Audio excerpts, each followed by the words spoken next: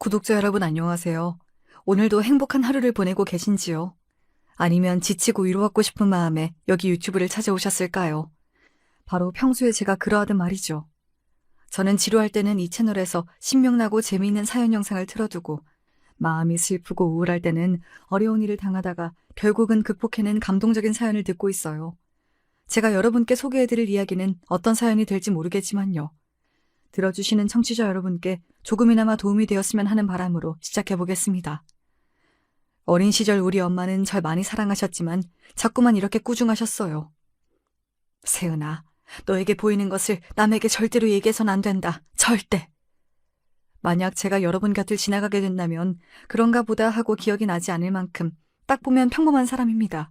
그런 제가 남다르다는 것을 알게 된 것은 7살 무렵이었어요. 엄마, 저기 창문에 서 있는 검은 옷 입은 아저씨 누구야? 거기 누가 있다고 그래? 아무도 없어. 아, 세은아. 자세히 보면 엄마랑 저 아저씨는 생김새도 느낌도 다를 거야. 그렇지?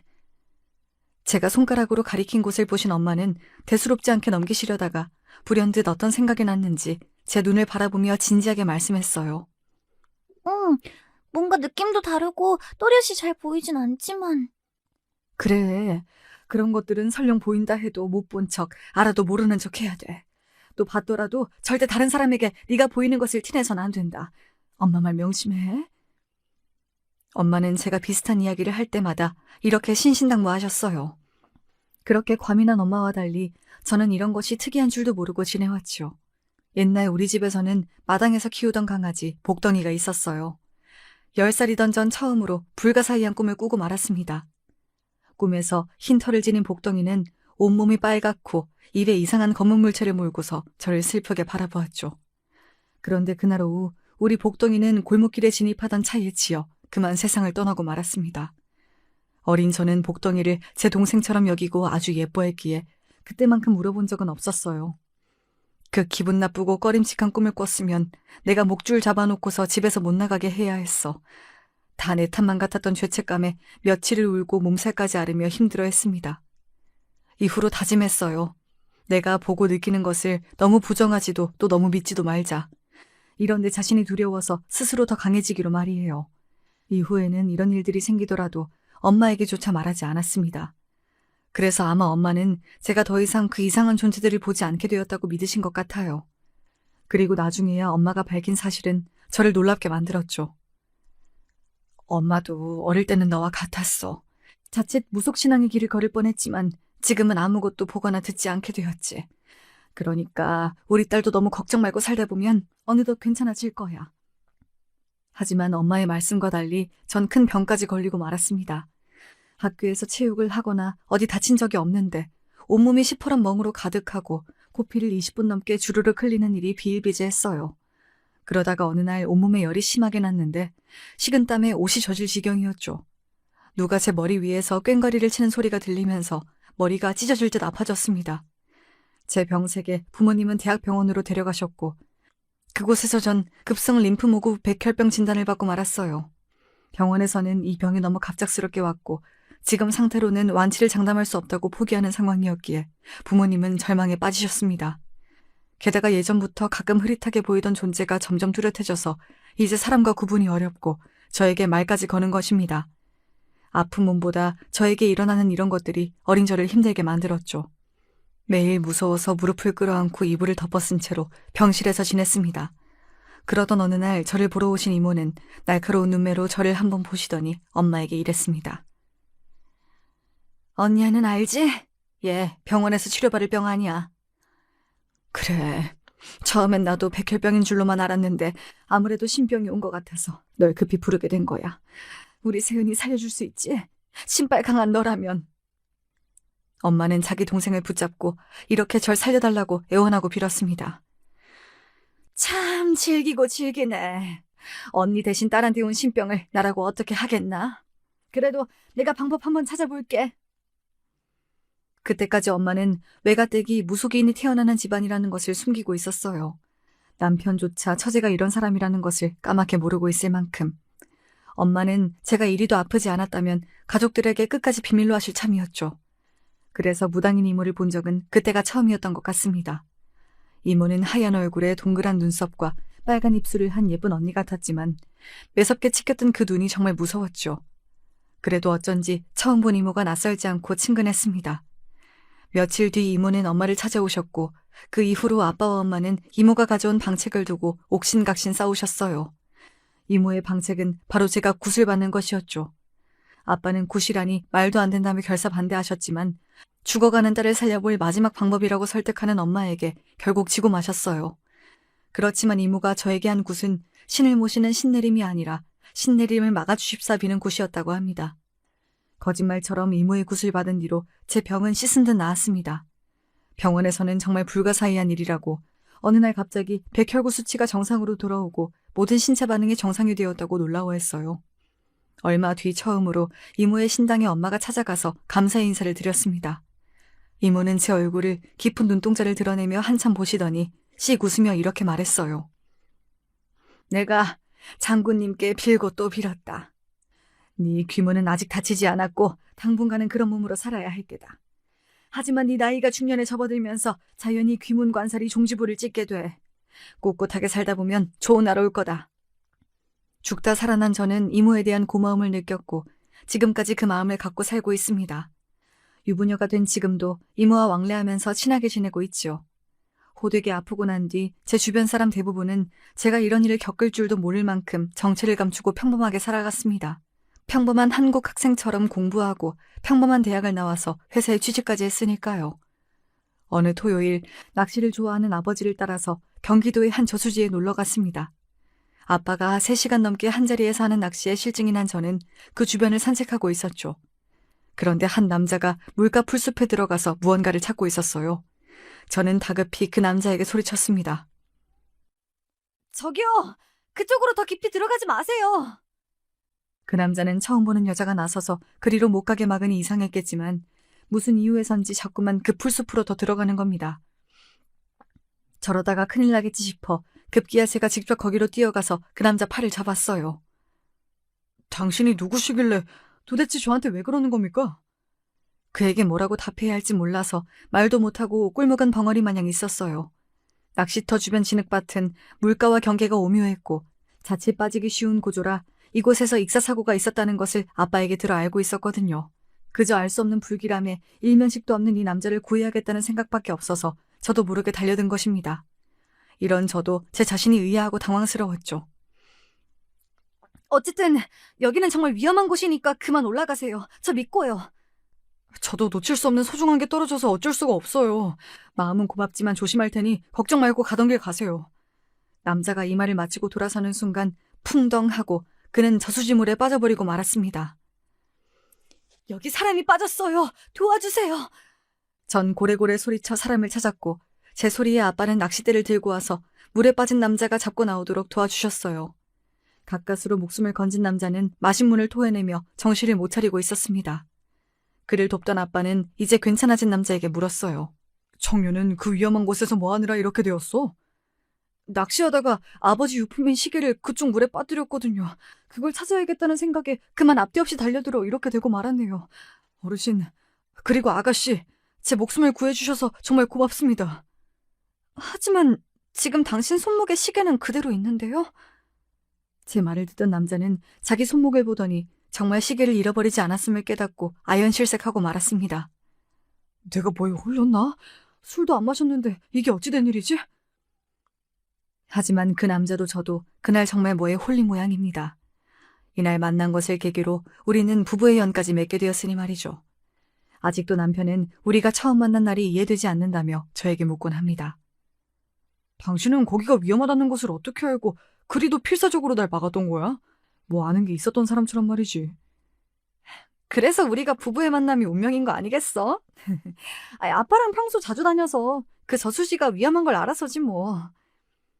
그저 설명하지 못할 불길한 예감이 들어 그를 막았다고는 하지 못하고 이렇게 둘러댔습니다. 남편은 자상하고 저를 아껴주는 좋은 사람이었고 공기업이라는 안정적인 직장까지 정말 완벽한 남자였어요. 이모는 제 팔자가 좋은 편이라고 말했었는데 틀린 말은 아니었나 봅니다. 하지만 남편의 어머님하고 저는 도무지 잘 지내기 어려워서 늘 고민이었죠. 시아버지는 술과 담배를 즐기시다가 58세에 세상을 뜨시고 이후 어머님은 혼자 된 몸으로 남편과 시동생을 키우셨던 분입니다. 그렇게 고생하시다 보니 두 아들에 대한 기대감이 크셨던 것 같아요. 아들 모두 명문대에 보내고 나자 이제 좋은 집안에 조건 좋은 며느리 볼 생각으로 있었는데 뭐 내세울 것 없는 맏며느리가 들어오니 무척 실망하셨던 게지요. 넌 그 관상부터가 영 내 마음에 들지가 않아. 친정도 평범하고 직업도 그저 그러면 뭐 외모라도 빼어나던가. 내 아들은 뭐가 부족해서 저런 여자를 집에 들였을꼬. 아무리 제가 마음에 안 차셔도 그렇지 사람 면전에 대고 이런 막말을 서슴없이 꺼내는 양반이니 제가 어디 마음 붙일 수가 있겠어요. 처음 몇 번은 그저 꾹 참고 들었지만 결혼한 지 2해가 넘자 저도 이제 시모 말씀에 조금씩 맞받아치기 시작했습니다. 제가 잘못한 것도 없는데 이렇게 당하기만 하면 너무 억울하니까요. 이상하네. 우리 천상장군 보살님은 제 관상이 엄청 좋다고 하시던데요. 남편과 그 집안 전체를 일으킬 만한 사주를 가졌대요, 제가. 저를 며느리로 드리는 집은 잔치라도 벌여야 할 거라고 그분이 말씀하셨어요. 잔치? 거기 돌팔이 무당 아니냐? 전 우리 이모를 무시하는 시모에게 참을 수가 없었습니다. 돌팔이라뇨? 그분 덕에 어릴 때 목숨도 부지했는데 잘 알지도 못하면서 영역 있는 분에게 함부로 말씀하셨다가는 영 안 좋은 일 당하십니다. 제 이야기에 시모는 겁을 먹은 모양인지 더 이상 말을 아끼시더군요. 나이 30이 넘었는데 아기를 안 낳는다고, 친정이 가난하다고 여러 가지 이유에서 시모는 제가 마음에 차지 않아 하셨습니다.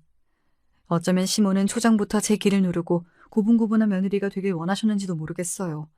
그렇지만 저도 적당히는 들어드리고 적당히는 되받아치며 아웅다웅한 고부관계를 이어가고 있었습니다. 뭐 그래도 그때까지는 참아낼만 했어요. 하지만 사람 둘을 놓고 하는 시모의 차별에 제 마음은 피멍이 들어갔습니다. 남편보다 1살 아래 서방님은 연봉 1억이 넘는 IT 업계 재원인데 야망이 큰 남자였죠. 입버릇처럼 말하던 조건 좋은 여자와 만나기 위해 맞선을 보고 하더니 결국 원하는 결혼에 꼴이 나고 말았습니다. 직업은 이비인후과 의사에 친정집도 빵빵한 그런 여자와 결혼한 서방님은 자신의 결혼에 썩 만족스러운 모습이었죠. 그래. 내가 아들 둘을 잘 키우기는 했지. 큰 녀석은 공기업에, 작은 녀석은 연봉 높은 회사에 다니는데 거기에 딱 맞는 의사 며느리까지 들어왔으니 말이야. 이제 내 자식들은 어디에 내놔도 빠지지 않는 엘리트들이지. 아니, 큰 며느리만 빼고. 서방님 결혼식에서 시모는 부러워하며 축하하는 친구분들에게 이렇게 말씀하셨어요. 저보고는 너무 대놓고 손님들 앞에 서 있을 필요 없다면서 음식을 살펴보라고 필요 현장으로 보내버리셨습니다. 멀쩡하게 생기고 건실한 회사도 다니는 제가 뭐 그렇게 창피할 정도는 아닌데 시모의 태도에 위축이 된 저는 자신이 그리 작아 보이기도 처음이었죠. 시모는 자기 자신의 몸을 원체 잘 챙기는 양반이세요. 자기 남편과 친정 부모님, 언니까지 모두 60도 되기 전에 일찍 돌아가셨기 때문에 그런 집안 내력에서 오는 건강 염려증 같아 보이셨습니다. 복용하시는 영양제만 해도 하루에 10개가 넘고 그 외로 철마다 한약 챙겨 드시지 조금만 어디 안 좋은 곳이 있으면 바로 병원에 달려가시죠. 그런데 동서가 들어오고 나니 툭하면 별것 아닌 증상으로 의사 며느리에게 살펴봐달라고 하시네요. 특히 코로나 기간에 그 염려가 더 커져서 목이 조금 아프셨던 날이면 나 코로나 걸린 것은 아니겠지? 라며 본인이 1달 동안 마스크 쓰고 지나갔던 장소와 만난 사람들까지 얘기하며 자식들 앞에서 불안해하셨습니다. 자식들 입장에서는 괜찮아 보이시니 염려 마시라고 해도 시모는 요지부동이셨어요. 걱정된 마음에 저는 기관지에 좋다는 차를 사서 시댁에 가보니 어머님의 안색이 좋아지셨더라고요. 어머님, 요즘 목이 안 좋으셔서 걱정 많다면서요. 이 차가 목에 참 좋다네요. 아침 저녁으로 달여 드셔보세요. 시모는 제가 드리는 차 세트를 한 켠으로 밀면서 이렇게 말씀하셨어요. 아까 둘째가 전화해서는 하는 말이 난 코로나 걸릴 위험이 전혀 없으니 안심하라고 하더라. 그리고 택배로 이렇게 미국산 영양제 세트도 보냈지 뭐냐. 네가 사온 것은 너나 가져가서 먹거라. 난 전문가인 의사 선생님 추천대로 이 약을 먹을란다. 아무리 저나 다른 아들들이 100번을 얘기해도 귀를 막고 있던 시모는 동서의 말 한마디에만 믿고 안심하는 듯 보였어요. 그래도 그렇지 걱정하는 마음에 사들고 온 선물까지 고마워하기는커녕 대번에 거절하시니 전 속이 상했습니다. 동서가 괜찮다고 말하니까 이제야 믿어지세요? 당연하지. 의사랑 너희들이 대충 보고 말하는 거랑 같겠냐? 이래서 집안에 의사랑 판검사가 있어야 한다는 말이 있는 거다. 아주 든든하구나, 야. 저도 우리 집에 의사인 동서가 시꾸러워서 좋기야 좋았지요. 코로나 기간에 궁금한 부분은 동서에게 물어보고 해결하기도 했고, 가족들 중 누가 아프면 집에 의사인 가족이 있으니 도움을 받을 수 있을 테니까요. 다만 동서는 아주 예민하고 건강도 약한 사람이었습니다. 어릴 때부터 자주 쓰러지고 경계까지 일으켜서 동선의 친정엄마의 보호 속에 자라난 것 같았습니다. 결혼한 지금까지 동서가 집안일 하나 못하도록 신혼집에 도우미를 보내주고 반찬이나 원래 마시는 특별한 물까지 친정엄마 손으로 일일이 채워넣으신대요. 시댁에서 처음 식사하는 날, 동서는 식사 도중 친정엄마 전화를 받더니 이러는 겁니다. 엄마, 밥 먹고 있어요. 지금 불고기랑 박대구이랑 이런 반찬들 먹는데? 아, 그래요? 알겠어요. 전화를 끊던 동서는 시모에게 대뜸 이렇게 묻는 겁니다. 어머님, 지금 먹는 불고기랑 박대가 국산인가요? 특히 박대는 중국산이 많아서 우리나라 군산 것이 아니면 먹지 말라고 엄마가 그러시네요. 그럼. 한우 불고기랑 군산에서 올라온 박대 맞다. 사부인에게 걱정일랑 마시라고 전해드려라 꼭. 콧대 높은 시모가 진땀 흘리며 거짓말로 둘러대는 것을 보고 있자니 너무 웃긴 거예요. 부엌에서 시모의 지시대로 박대를 구웠던 전 알지요. 중국산이란 것을요. 이런 동서의 친정집에서 서방님과 결혼하게 된 숨겨진 이야기도 독특했습니다. 홀어머니의 집안 재산도 별로 없는 것 같다는 이유로 서방님과의 결혼을 친정에서 반대하자 동서는 맞서서 흥분하고 얘기하다가 그만 쓰러져서 겨우 부모님 허락을 받아낸 것이에요. 이렇게 겨우 결혼 허락은 하셨지만 시집 보낸 이후로도 낄 때 안 낄 때 없이 안 싸돈 어른은 모든 동서의 일에 참견하셨어요. 몸이 약하게 자란 귀한 딸이니 얼마나 노심초사하실까 한편으론 이해가 갔지만 과하게 그쪽 친정댁이나 시모까지 동서만 위해주고 저에 대한 차별이 심해지자 저도 모르게 점점 동서가 얄미워졌습니다. 물론 사람 자체가 나쁘거나 못된 사람은 아니었지만 과보호 속에 자라서 그런지 자기밖에 모르는 자기 중심적인 어린애만 같았죠.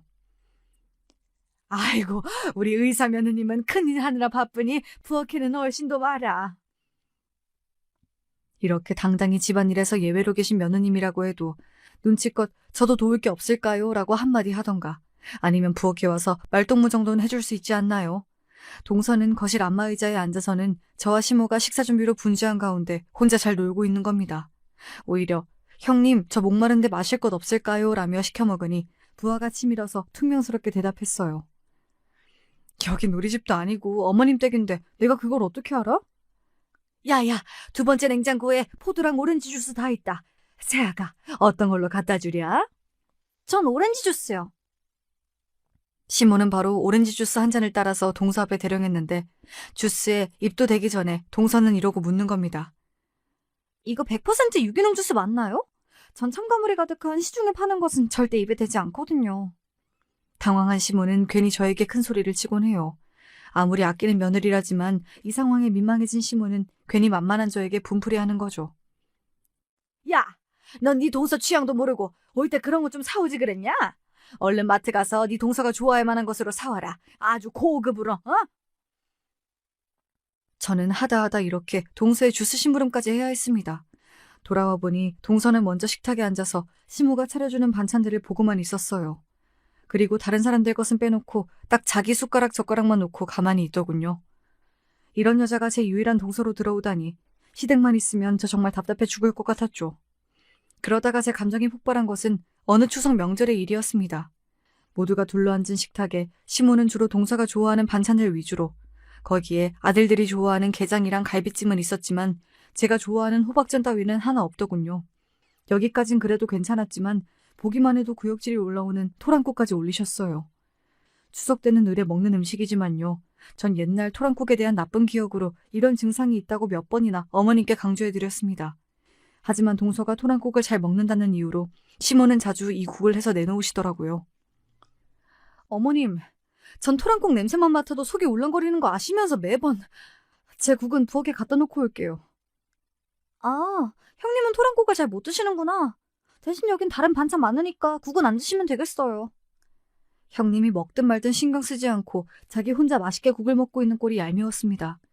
도란 때문인지 동서와 시모 때문인지 결국 저는 속에서 역한 것이 올라와서 화장실로 달려가 변기를 붙잡아야 했습니다. 먹은 것이 없어서 개원할 것이 없었지만 헛구역질만 했죠. 형님, 혹시 임신하셨어요? 제가 토하는 모습에 놀란 눈으로 저를 보며 진심으로 동서는 이렇게 생각하는 겁니다.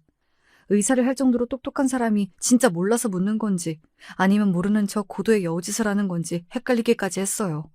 저도 모르게 속에 있는 말까지 툭 튀어나와 버렸어요. 동서 진짜 공부해서 의대 간 거 맞지? 어머님이 토랑국 올리실 때마다 내가 토하는 거 봐왔잖아. 진짜 몰라서 묻는 거야? 아니면 나 염장 지르려고 일부러? 그럼요. 제가 얼마나 공부를 잘할게요? 형님이 토랑국을 그렇게 싫어하는지 제가 어떻게 알아요? 같이 사는 가족도 아닌데. 동서가 좋아한다고 해서 어머님이 1년에 대여섯 번은 주시잖아. 그걸 정말 기억 못한다고?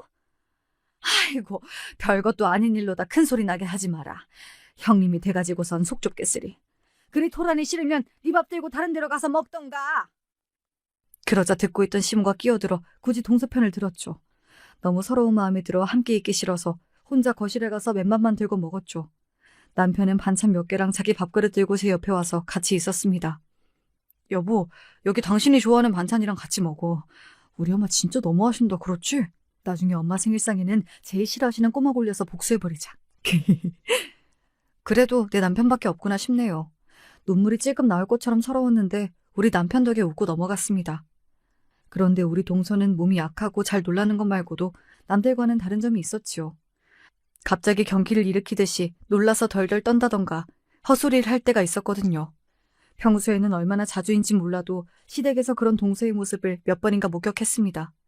그리고 마지막 목격 이후 동서와 저의 사이는 전혀 달라지게 되었습니다. 여름 장마철이던 그날 하늘이 시커멓고 장대비가 우서서 떨어지는 을씨년스러운 날이었어요. 현관 대문으로 들어오던 동서는 외마디 비명을 지르고 그 자리에 털썩 주저앉아 버렸습니다. 바닥은 이미 빗물로 물바다인데 아랑곳하지 않고 다리를 버둥거리면서 동서는 두려움에 떨고 있었죠. 시댁 마당 한편에 작은 대나무밭이 있는데 그곳을 잔뜩 겁먹은 눈으로 보면서 괴로워하던 동서가 같이 있던 가족들은 이해가지 않았을 겁니다. 결국 서방님은 동서를 겨우 등에 업고서 집 안에 들어가야 했어요. 당황한 시모는 수건을 들고 와서 잔뜩 젖은 동서의 몸을 닦아주었죠. 아가, 너 갑자기 왜 이러냐? 뭘 잘못 먹은 거야? 아니면 어디가 아프니? 병원에 갈까? 집에 들어와서도 여전한 동서의 모습에 걱정된 가족들은 병원에 전화하는 등 허둥대고 있었습니다. 그렇지만 저만은 동서가 왜 그러는지 알고 있었죠. 가족들이 없는 틈에 동서의 귓가에 대고 넌지시 말했습니다. 동서는 아까 그거 봤지? 대나무 숲에 서 있던 그것. 제 말에 동서는 더욱 놀라며 저를 뚫어져라 쳐다보았어요. 설마 형님도 그걸 보신 건가요? 제가 잘못 본 게 아니죠. 너무 무서웠어요. 이런 미신을 믿지 못하시는 분들이 많으시겠지만 제가 남들과는 다른 것을 보는 눈을 가졌다고 말씀드렸죠. 시댁에 방문할 때면 눈을 치켜뜨고 무섭게 노려보는 어떤 여자가 대나무 숲에 서 있는 것을 가끔 볼 수 있었어요. 그렇지만 지방령이나 사람을 해치는 것 같진 않고 시가 집안의 누군가에게 원한을 가지고 있어 시가에 들리는 영가 같았습니다. 그래, 나도 한복 입은 젊은 여자를 본 적이 있지. 하지만 동서나 우리에게 해를 끼칠 영가는 아니니까 걱정 안 해도 돼. 그리고 그런 것들을 봤더라도 오늘처럼 티내고 겁먹게 되면 오히려 그것들은 동서를 노리고 더 달라붙는다. 제 경고에 흠칫 놀라던 동서는 제 다리까지 붙잡고 비는 게 아닙니까? 얼마나 무섭고 혼자 속 끓었으면 저럴까 싶어 안쓰러웠어요. 저도 같은 경험을 하는 사람이니까 이해할 수 있죠. 맞아요, 한복. 형님 말이 진짜 맞는 거죠. 그럼 저도 있는 힘을 다해 그 사람 못 본 척 할게요. 그리고요. 동서는 제가 같은 것을 보았다는 이야기에 놀라면서도 한편으로 안심하고 저에게 이런저런 것들을 묻기 시작했습니다. 그제야 동서가 그렇게 예민하고 몸이 약했던 이유가 이해되었습니다. 동서도 저처럼 귀문관살이 붙은 사주라서 그랬던 것이죠. 저는 이모가 지켜주셨지만 동서는 기독교 집안에 현대 과학을 믿는 가족이라 이런 증상을 정신병이나 신경증 정도로 치부하고 말았을 거예요. 동서도 나도 귀문관살이라 남들이 보지 못하는 것을 볼 수 있어. 우리 이모가 신내림받은 무녀시거든. 난 이모 덕에 보호받을 수 있었지만 자기는 혼자서 힘들었겠다. 누가 이상하게 볼까봐 어디에 이런 사정을 말 못하고. 그치?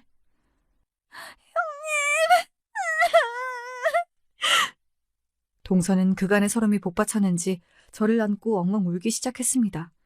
그 소리에 가족들이 놀라서 뛰어와 동서에게 무슨 일이냐고 물었어요. 너무 좋아서요. 너무 다행이라서 우는 거니까 신경 쓰지 마셔요. 우리 형님 덕분에 이제 전 살았다고요. 그 이후 동서는 저를 보는 시선과 태도가 180도 바뀌었습니다. 작은 일이라도 생기면 저를 제일 먼저 찾아와 그 일을 상의했어요. 시댁에서는 제 옆에 꼭 붙어서 제가 무슨 말을 하든 경청하고 제 조언은 무엇이든 따르던 동서를 의욕의 눈빛으로 보았죠. 동서가 그렇게 변모하자 가장 놀란 사람은 바로 시모였어요.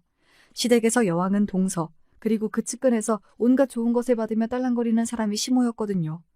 구박과 온갖 집안일을 다 시켜도 문제없고 완전 하층민 신세이던 저를 왕비인 동서가 저렇게 떠받드니깐 아마 시모는 미칠 노릇이었을 겁니다.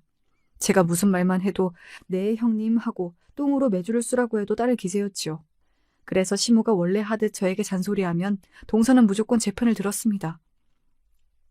야야, 고기를 그렇게 민숭민숭하게 구우면 맛대가리 하나 없어. 바싹 익혀서 고소하게 만들어야지. 남편보다 조건이 처지면 이런 거라도 잘해야지. 너는 어째 잘하는 것이 하나 없냐? 저희 집에서는 이 정도로 구워 먹는 게 일상이에요. 맛만 좋은데? 그럼 어머님께서 직접 만나게 구우시겠어요? 며느리라는 애가 더운 날 늙은 시어미를 시켜야 직성이 풀리겠냐? 어서 제대로 굽지 못해? 어머님, 고기는 형님처럼 굽는 편이 맛도 좋고 건강에도 좋아요. 어머님 구우시듯 고기가 타버리면 발암물질인 벤조피렌이 생성되거든요. 그리고 형님 더우시니까 이제 제가 구울게요. 이렇게 말하고 제 집게를 가져가서 스스로 고기도 굽는 기특한 짓을 하는 거예요. 동서의 모습에 저는 흐뭇하게 웃고 있었지만 세모눈을 한 시모는 우리를 째려보고 계셨죠. 특별한 날이 아닌데도 동선에 안 싸던 어르신은 수입 그릇이나 고급 소재 스카프 등 비싸고 호화스러운 선물을 가끔 보내주셨습니다. 시모는 여기에 넘어가서 동서를 더 예뻐해 주시는 듯도 했죠. 전에는 동서가 선물을 들고 오면 모두 시모가 독차지했지만 이제 어림도 없습니다. 도리어 저만 살짝 불러내서 동서는 선물을 주려다가 그만 시모에게 들켜버리고 말았죠. 이 크림이 스웨덴에 있는 연구소에서 개발한 줄기세포로 만든 건데 강남 엄마들 사이에서 그렇게 인기가 많다고 엄마가 특별히 사다 주신 거예요. 한 통에 50만 원이 넘는다고 저 2개 주신 거를 형님하고 나눠 쓰려고요. 아이고 동서, 나는 이렇게 비싼 크림은 부담돼서 못 쓰는 사람이야. 내 피부는 바셀린만 발라도 이렇게 깐 달걀처럼 반질되는걸? 어머님 좋아하실 텐데 어머님께 드리자. 어머님께는 지난달에 화장품 세트 하나 갖다 드려서 괜찮아요. 좋은 건 같이 써봐야죠. 형님이랑 나랑 같이. 마지못해 영양크림을 받고 둘이 방에서 나오는데 거실에 계시던 시모가 우리에게 이렇게 말씀하시대요. 50만 원 하는 비싼 것을 너희들 팽팽한 피부에 갖다 쓴다 이 말이지? 나는 다 늙어서 그리 좋은 화장품 바를 필요도 없단 거냐? 아주 괘씸한 것들 같으니. 아마 우리 대화를 몰래 엿들으신 모양인지 시모가 역정을 내시니 미안스러워서 제 크림을 시모에게 드리려고 했어요. 하지만 동서는 저를 말렸습니다. 아니에요. 드린 형님 것은 그대로 받으시고요. 제가 다음에 올 때 어머님 것도 새로 사올게요. 그럼 모두 좋은 거잖아요? 그러니 기분 푸세요, 어머님. 동서의 말대로 나중에 어머님 것도 갖다 드렸지만 시모는 이 일로 계속 서운한 마음에 꽁에 있으셨죠. 거보세요. 차별당하는 기분이 어떤 것인지 어머님도 이제 아시겠죠? 시모의 모습에 전 사이다를 마신 듯 후련했습니다. 하지만 시모는 이런 일들을 마음에 담아두셨던 것 같아요. 어느 날 그 불똥이 저에게 튀고 말았습니다. 저는 무속인 집안 사람인 만큼 제사가 중요하다고 믿고 있지요. 그래서 시댁 조상님들의 제사를 늘 정성을 다해 모셨습니다. 이 점에 대해서는 절 미워하던 시모도 기특해하는 부분이었지요. 매사 고분고분하지 않은 애가 그래도 제사만큼은 한 번도 빼먹지 않고 음식도 나보다 더 정성을 들이니 저거 하나는 내가 인정한다. 그런데 이번 제사를 앞두고 제가 몸이 많이 안 좋아졌습니다. 예전 신병이 올 때처럼 고열에 몸을 꼼짝할 수 없을 만큼 굳어서 잘 움직이지 못했지요. 둘째야, 이번 달 말일이 저희 시아버지 기일이야. 아버지 제사를 지내야 하는데 아니 정이 병원 일로 바쁘면 어쩔 수 없고 시간 되면 한번 들르거라. 제사 음식 장만은커녕 참석하는 것만도 이렇게 눈치 보며 동서를 부르는 시모는 맏며느리인 저에 대해서는 사뭇 달랐죠. 결혼한 뒤로 시댁 제사는 매번 동서나 시모가 아닌 제 몫이었어요. 괘씸하게도 결혼한 뒤 시댁 제사에 참석 한 번 안 한 동서를 시모는 탓하지도 않았고요. 하지만 이번만큼은 제 몸이 이렇다 보니 어렵겠다 싶었죠. 모레 아버님 기일 준비는 어머님과 동서가 하셔야겠어요. 요즘 제가 몸이 정말 좋지 않거든요. 웃기고 있네. 그런 얼토당토하는 핑계를 내 믿을 것 같으냐? 평소대로 맏며느리가 정성껏 제사를 모셔야지 어딜 빠지려 들어? 어머님께 미리 전화를 드려서 제 상황을 얘기 드렸지만 이렇게 철벽치고 나오시니 절 따르는 동서에게 연락할 수밖에 없었죠. 형님, 많이 아프시면 저희 병원에 한번 들르세요. 제가 진찰해보고 주사 처치라도 해야겠는데요. 그런데 형님 말씀대로 제사에 갔다가 저 시댁에서 또 귀신 보면 어떡해 해요? 그게 무서워서 말이죠.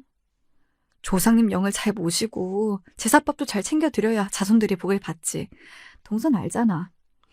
그러니까 부탁인데 이번만큼은 나 대신 동서가 어머님 도와서 제사를 정성껏 드려봐. 네, 그래도 형님 말씀인데 믿고 그렇게 할게요. 제 말을 들은 동서는 처음으로 시아버지 기일에 제사를 준비하러 갔습니다. 전 병원에서 영양제 수액을 맞고 밤 8시쯤 남편과 함께 시댁에 들렸죠. 시댁에 들어서자 고소한 기름 냄새가 진동했고 그 냄새를 따라 부엌에 가보니 동서가 전을 부치고 있었어요. 형님 지금 오셨어요? 제가 처음이긴 해도 이렇게나 예쁘게 한다고 어머님이 칭찬 많이 해주셨다고요. 이거 간 좀 한번 봐주세요. 동서가 내민 동태전을 한 입 베어무니 간이 좀 심심하더군요. 전 반죽에 소금을 집어넣으면서 동서에게 말했습니다. 동서, 처음인 것 치고 정말 깔끔하게 전을 잘 부친다. 약간 싱거우니 소금 간만 좀 해야 할 것 같아. 그때 시모가 부엌에 들어오셨어요. 맏며느리라는 것이 이제야 고개를 빼꼼 내밀고서 무슨 간이 어떻고 타령이야. 손 하나 까딱 안 했으면서 손 아랫사람한테 미안하지도 않냐? 오늘 어머님 동서랑 고생 많이 하셨죠. 그건 죄송하지만 어머님 저 진짜 아파서 병원 갔다가 오는 길이에요. 건강해지면 평소처럼 제가 열심히 할 터이니 이번에는 이해 좀 해주세요. 제 말을 들은 동서는 제 이마를 손으로 만져서 온도를 확인하고서 놀랐습니다. 어머 형님 아직도 열이 많이 나세요. 여기 있지 말고 소파에 가서 누워 계세요.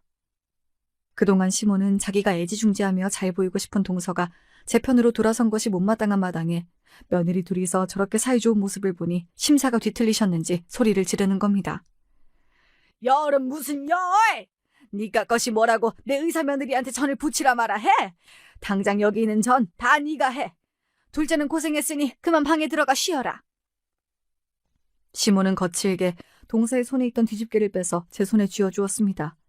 순간 사람이 아프다는데도 이렇게 일시키는 시모에게 울컥했어요. 어머님, 진짜 너무하시네요. 무슨 계모가 의붓딸 괴롭히는 것도 아니고 왜 저한테만 이렇게 심하게 구십니까? 뭐? 계모가 어째? 이게 말하는 버르장머리하고는? 그때 시모는 손으로 제 귓방망이를 쳤습니다. 아무리 제가 미우셔도 그래도 그렇지 며느리 얼굴까지 치다니요. 그때 동서가 깨악 하고 소리 지르며 기겁했습니다. 이 야단법석에 집에 있던 모든 가족들이 무슨 일이냐며 부엌으로 몰려들었고요. 어머님, 형님에게 무슨 짓을 하신 거예요? 우리 형님이 어떤 분인 줄 알고 이 집 귀신 붙어있던 것도 쫓아내신 분이 바로 형님이란 말이에요. 동서는 벌벌 떨며 가족들 앞에서 내 정체를 밝히고 말았습니다. 이 이야기에 모든 가족은 놀라움을 금치 못했죠. 아니, 그게 무슨 소리냐? 귀신이라니? 이미 제 정체가 발각된 마당에 하는 수 없이 전 한숨 한번 쉬고 말했죠. 시댁에 들어온 순간부터 마당 대나무밭에 긴 머리를 늘어뜨리고 흰 저고리에 검정 치마 입은 여자분이 이 집을 노려보고 있었습니다. 제 생각에는 어머님에게 원한이 있는 영가 같아요. 돌아가신 지 한참 되신. 어머님은 누구신지 알죠? 제 말에 짐작이 가는 사람이 있던 모양인지 시모는 갑자기 개거품을 물며 그 자리에 쓰러지고 말았습니다. 언니? 설마 죽은 우리 언니가 이 집에 있었단 말이냐? 시모가 옛날 앨범에서 꺼낸 낡은 사진 속 여인은 동서와 제가 본 그 영가가 맞았어요. 우리가 이분의 영이 여기에 계신다고 하자 시모는 아연실색하며 털어놓기 시작했습니다. 우리 언니가 나 때문에 얼마나 한이 맺혔으면 여기까지. 미안해요. 어머님에게는 3살 위인 언니가 있었대요. 20대 초반 언니가 만나고 있는 동네 청년 한 사람이 있었는데 사실 시모도 그 사람을 남몰래 연모하고 있었답니다. 놀랍게도 그 남자는 지금은 돌아가신 시아버지였어요. 치사하게도 시모는 자기 언니가 사귀던 남자를 꼬셔서 결혼까지 하고 만 것이죠.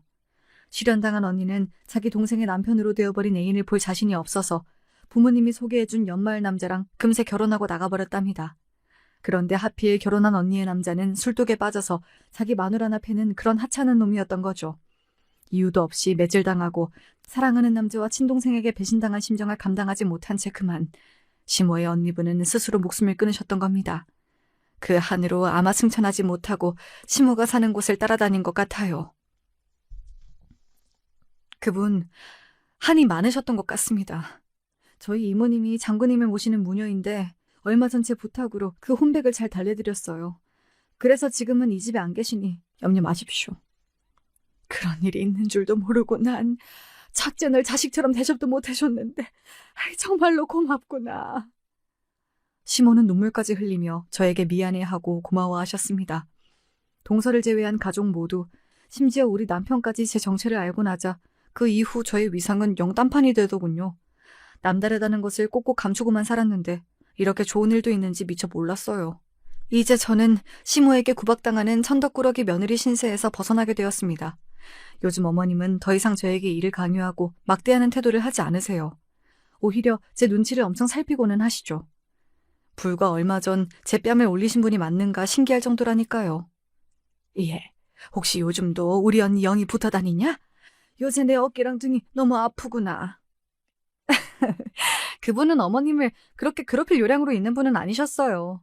악한 마음을 잡수셨다면 이미 진즉 일을 치르셨을걸요? 동생에 대한 애정도 미움도 복잡하게 얽힌 한이셨을 것 같습니다. 지금 어머님 곁에 아무것도 없으니 안심하세요. 그렇겠지? 우리 언니 한 풀고 저 세상에 잘 가셨으면 좋겠다. 내가 미친년이지. 평생 고생만 시키다가 일찍 가버린 너희 시아버지 같은 남자에게 반해서 우리 언니에게 몹쓸 짓 했으니 말이다. 앞으로도 네가 우리 집을 잘 지켜다오. 이렇게 제가 온 가족을 지키는 수호신이 된 것처럼 저를 의지하고 대우해 주셨으니까요. 그래도 아직 저를 못 믿어하던 마음이 있던 시모가 이렇게 바뀌기까지는 한 가지 사건이 결정적이었습니다. 시부의 제삿날 사건이 벌어지고 여러 날이 지난 어느 밤, 오랜만에 기분 나쁘고 끔찍한 꿈을 꾼 저는 일어나자마자 바로 어머님에게 전화드렸어요. 아니, 새벽부터 얘가 웬 전화냐? 어머님, 혹시 오늘 외출하시나요? 다름이 아니라 간밤 제 꿈자리가 사납고해서 어머님 걱정이 되었거든요.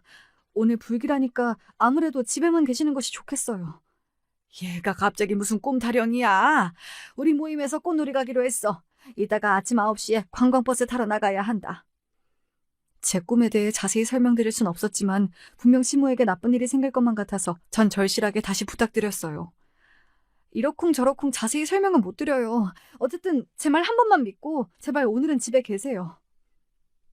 이렇게 통화를 마치고 있는데 어머님이 분명히 나가지 않겠다고 약속하신 게 아니라서 전 걱정이 되었습니다.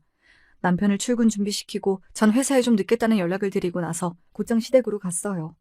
시댁에 도착해서 초인종을 아무리 눌러도 인기척이 없는 겁니다. 그때 시계를 보니 아침 10시. 이미 시모는 그 꽃놀이 버스를 타고 이미 나가버린 모양이었어요. 알 수 없는 두려움이 몰려와서 어머님께 전화를 드리려고 다급히 핸드폰을 가방에서 꺼내려던 그때 저기 골목에서 집으로 걸어오는 어머님이 보였지요. 아이고 다행이다. 어머님, 그 모임 안 가신 거예요?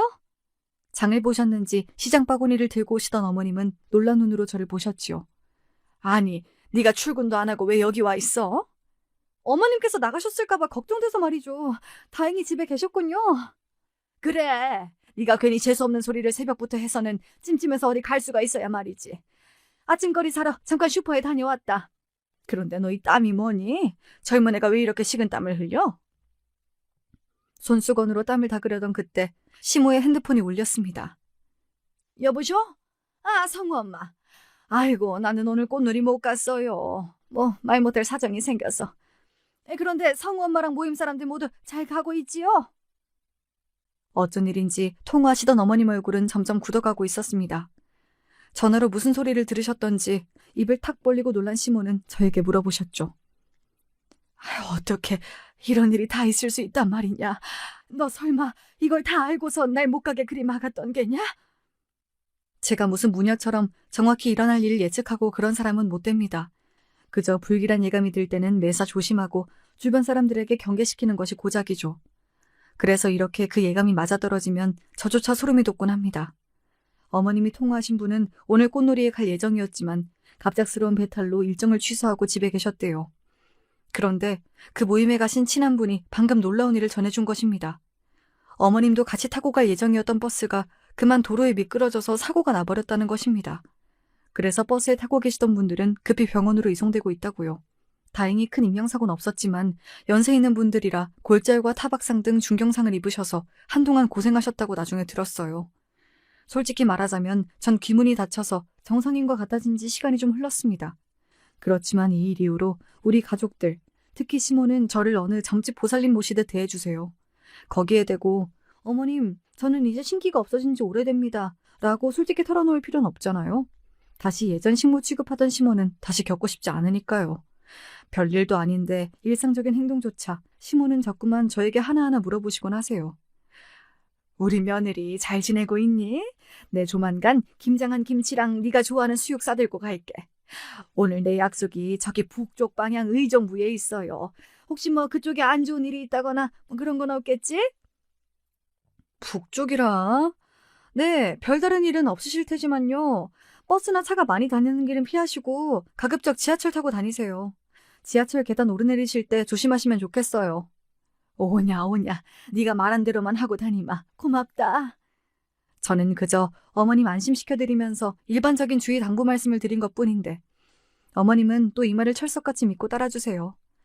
지금까지 우리 가족들 모두 아픈 데 없이 건강하고 무탈하게 지내고 있는데 어머님은 의사인 동서가 아니라 제 덕분이라고 믿고 계시죠. 이렇듯 저는 시모에게 당했던 마음고생을 덜고 지금 아주 잘 지내고 있습니다.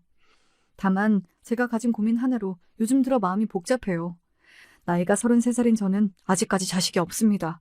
결혼해서 시모에게 이 일로 구박도 받았었지만 지금은 제가 알아서 하겠거니 아무 말씀도 안 하세요. 그런데 제가 아직 임신하지 못한 것은 우리 부부에게 어떤 신체적 하자가 있어서는 아닙니다. 그저 내 아기가 제 핏줄을 이어받아서 신병을 겪는다거나 그럴까봐 두렵기 때문이에요. 그렇지만 저라는 사람 자체는 아이를 정말 좋아하고 예뻐한답니다. 하물며 내가 낳은 아이는 얼마나 소중하고 사랑스러울까요? 그래서 아이를 갖고 싶은 마음과 무속인의 피를 끊어내고 싶은 마음, 두 가지가 싸우고 있죠. 이 고민을 친정엄마에게 털어놓으니 이렇게 말씀하셨습니다. 나도 너 같은 걱정으로 아빠 몰래 피임하면서 임신을 막고 있었다. 그런데 천지신명께서 버리신 일인지 피임했음에도 결국 너를 잉태하고 말았지. 처음엔 두려웠지만 이날까지 널 낳은 일이 얼마나 감사한 일인지. 우리 딸이 없었으면 엄만 이렇게 행복하게 살지 못했을지 몰라. 그러니까 너도 너무 두려워하지 말고 네 마음이 따르는 대로 해보려무나. 이렇게 저에게 엄마는 용기를 주셨습니다. 그렇지만 우리 이모의 의견은 또 달랐어요. 너도 나 같은 길에 들어설 뻔했던 걸 모르는 것은 아니겠지? 장군님의 도우심으로 어떻게 거기에서 빠져나오긴 했다만 네가 자식을 낳는다면 글쎄, 자식이 너처럼 신병을 겪을 수도 있고 어쩌면 이모처럼 될 수도 있겠지. 그 모든 것을 극복할 마음이 서면 그때 가져라 자식. 두 분의 말씀 모두 일리가 있습니다. 제 고민을 듣고 계신 여러분께서는 또 어떤 의견을 갖고 계실까요? 저에게 해주실 조언이 있으시다면 이 유튜브 댓글창에 남겨주시면 감사하겠습니다. 그럼 저는 이쯤에서 물러나 볼게요. 늘 무탈하고 평안하시길 바라며 작별 인사드립니다. 안녕히 계세요.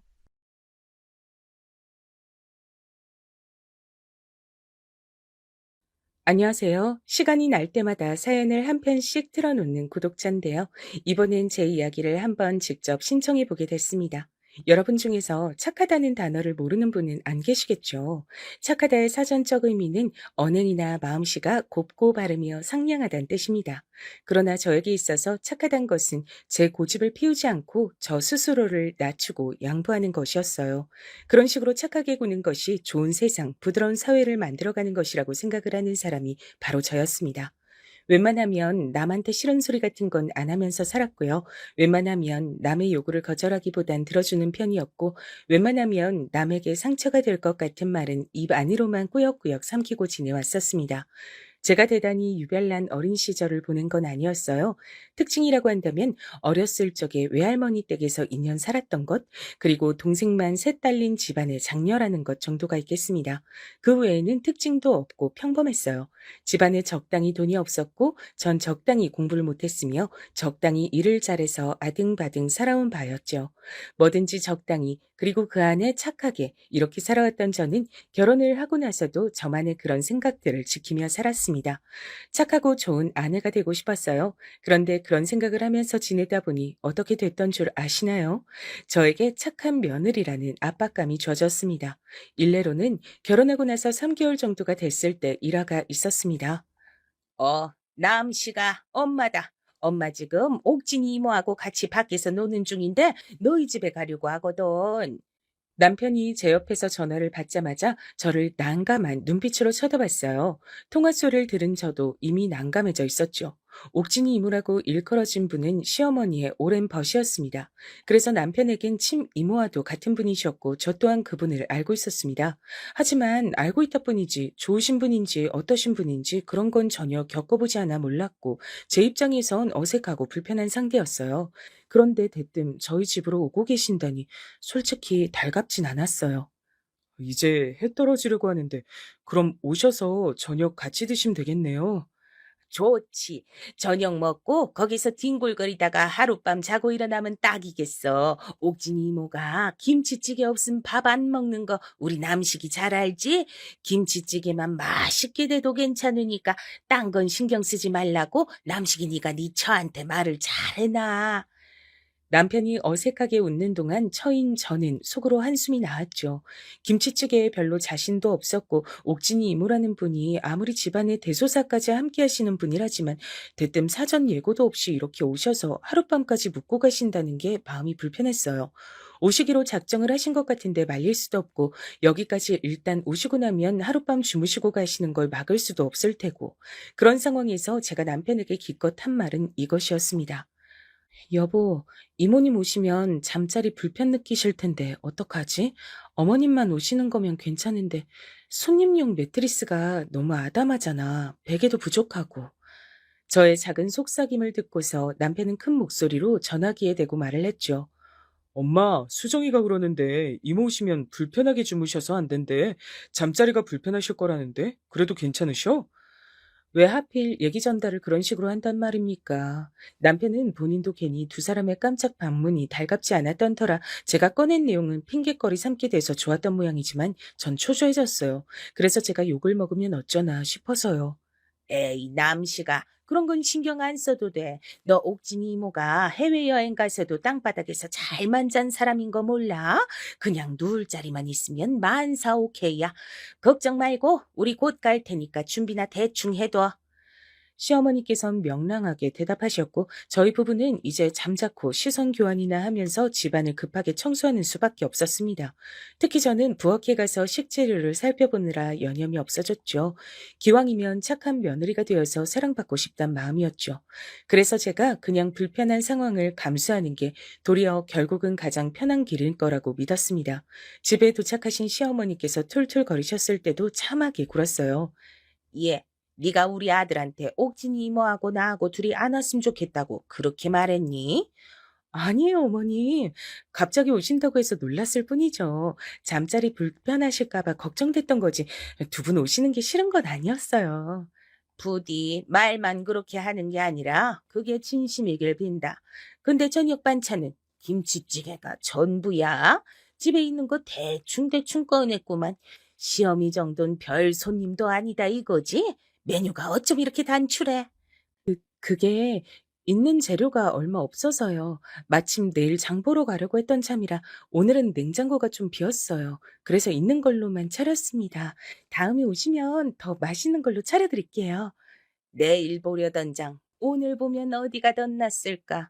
그리고 우리 남식이가 평소에 집에서 얼마나 별 볼 일 없게 먹고 살았을까 하는 게 내 눈에 보여서 마음이 좀 그렇네.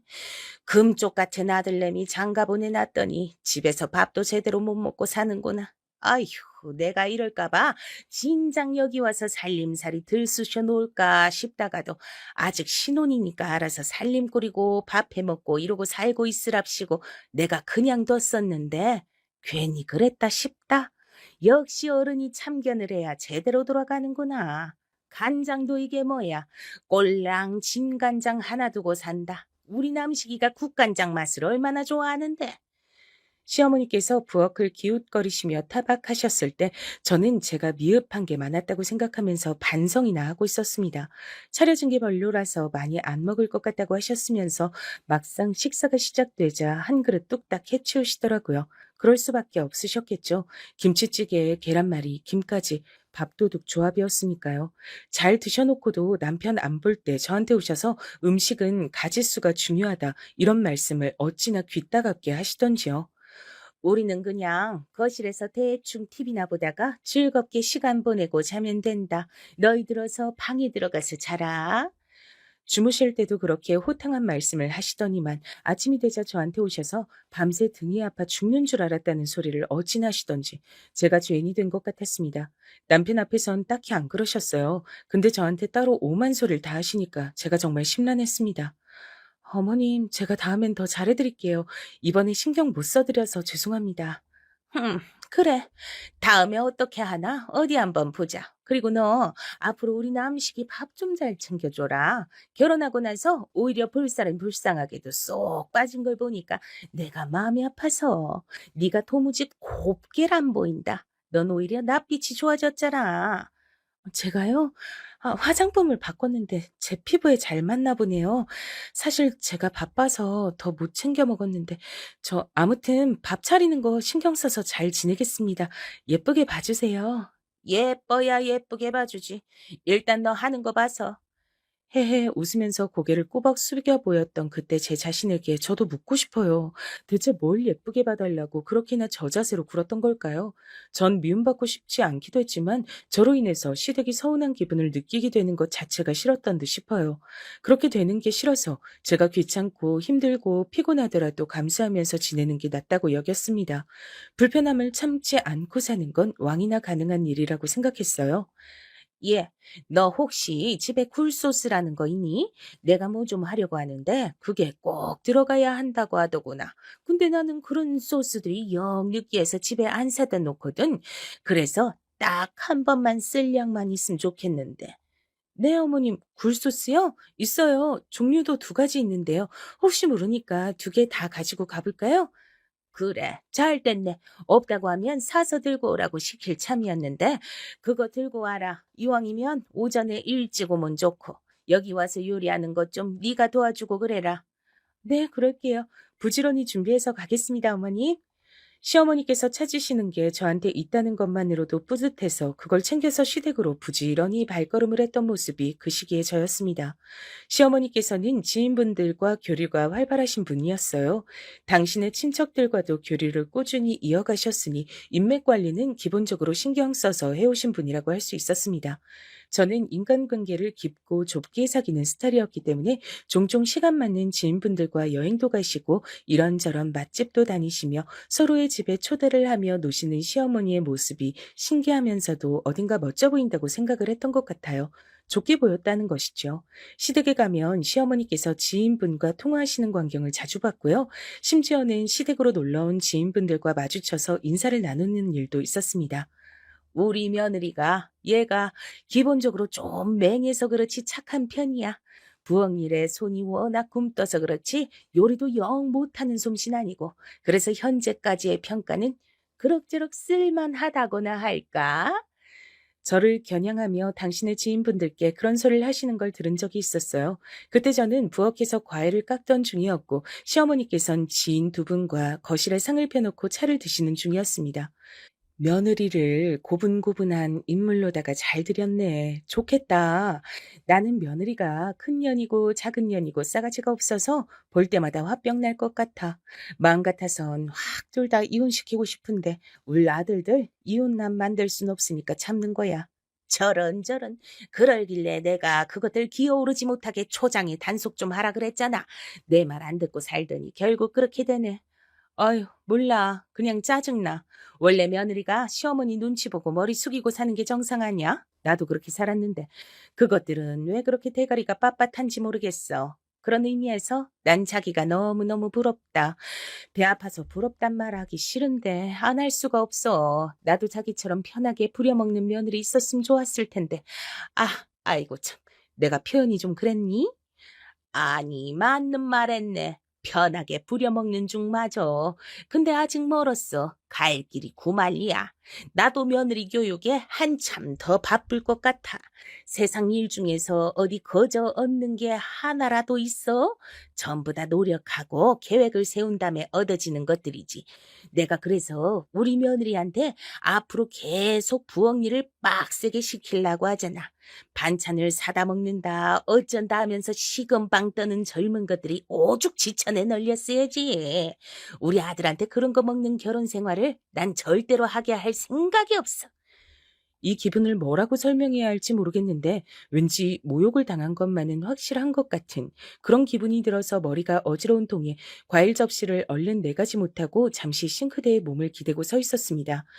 잠시 후에 과일 깎아온다더니 왜 이렇게 금뜬 거냐고 큰 소리로 타박하시는 시어머니의 목소리가 들려왔고 그제서야 저는 정신을 차리고 후다닥 달려갔어요. 지인분들이 절 바라보시는 표정이 마치 쓸만한 종년을 봐서 부럽다는 눈빛 같았습니다. 이런 생각 하지 말자. 어쨌든 어머님이 날 좋게 봐주시는 거고 앞으로 나와 잘 지내보시겠다는 생각 아니겠어? 결국 그런 건데 괜히 그런 대화 내용 가지고 내가 머리를 싸매며 상처받을 필요가 뭐 있어. 그냥 잘 지내면 되는 거지. 저는 그런 식으로 마음을 다 잡았죠. 공손한 웃음을 짓는 절 보시곤 시어머니께선 내가 이 정도야 라는 식으로 지인분들을 향해 어깨를 으쓱거렸습니다. 저는 시어머니께 제가 도움이 된다면야 좋은 일이라 여겼죠. 좋은 게 좋은 거란 희대의 명언도 있잖아요. 하지만 제 가슴은 저도 모르는 사이 멍울이 져가고 있었습니다. 아닌 척 굴어보고 외면을 해봐도 별 수 없이 은근하게 쌓여가는 것이 상처더라고요. 언제부턴가 시어머니와 통화를 하고 나면 가슴이 답답해졌습니다. 그러면서도 전 통화를 하는 와중엔 싹싹한 목소리를 냈고 시어머니께서 불편하시지 않게 추임새를 열심히 넣느라 바빴어요. 착한 아이 콤플렉스라는 단어가 어느 날 제 눈에 들어오더군요. 답답한 가슴을 안고도 제가 꼭 눌러 참는 이유가 그것 때문인가 싶었습니다. 다른 사람들로부터 착한 아이라는 소리를 듣고 싶으니까 스스로의 욕망을 억누르고 억지로 노력하며 행동하는 게 착한 아이 콤플렉스라고 하더군요. 착하게 굴지 않으면 사랑받지 못하고 미움을 받게 될 것이라는 불안감에 생기는 방어 기제의 일환이라는 설명의 대목에서 가슴이 뜨끔거렸습니다. 제가 아무래도 착한 며느리 콤플렉스 환자인 것 같았거든요. 혼나고 미움받는 것, 그것을 상상만 해도 꺼려지는 느낌이 들었어요. 하지만 마냥 참고 살기엔 제 가슴이 시간이 갈수록 답답하게 무거워져 가고 있었죠. 제가 이런 며느리니까 시어머니께선 점차 날뛰기 시작하였고 그건 남편도 딱히 예외가 아니었습니다. 경기도 파주에 어마어마하게 큰 규모의 대형 카페가 생겼다고 하길래 젊은 사람들 다 거기 가서 논다는데 저도 한번 가보고 싶었어요. 남편도 그곳의 사진을 보더니 대본에 오케이 하더군요. 설레는 마음으로 어느 주말에 날짜를 정했습니다. 그날은 마침 시어머니께서 경기도 성남에 지인분의 자녀 결혼식에 참석하신다는 날이기도 했어요. 즐거운 기분으로 일찍 일어나서 아침밥 차려서 남편이랑 먹고 점심때 맞춰서 카페에 도착하기에 가려고 준비해 들어갔을 때였습니다. 남편이 갑자기 걸려온 전화를 받더라고요. 네, 엄마. 뭐라고요? 옥진이 이모가 편찮으세요?